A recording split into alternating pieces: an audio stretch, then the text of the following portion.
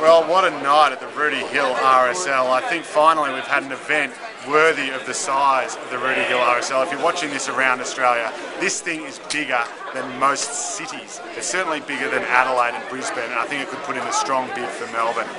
It's been a huge night. We've had 200 completely undecided voters, although one or two might have slipped through the net.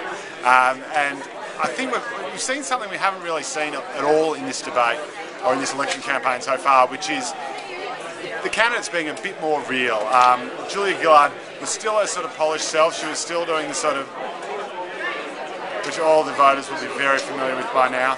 But we saw a very sort of refreshing and perhaps, premeditatedly candid, if that is such a thing, Tony Abbott come out on the stage. He got straight down. He was like a sort of southern snake oil salesman doing a sort of, dance and roadshow.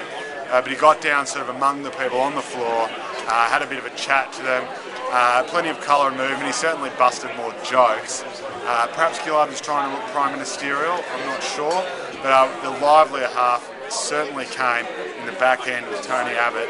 And I think it's sending a message which we've been trying to tell people, which a lot of people have been screaming out during this campaign, is that people want to see humanity. They want to see real passion. They want to see real ideology, genuine honesty, and a bit of personality in a campaign that has been far too stage managed on both sides. So Tony Abbott, whether deliberately or not, very ironic that he might have stage managed to look unstage managed, but he's thrown the rule book out the window.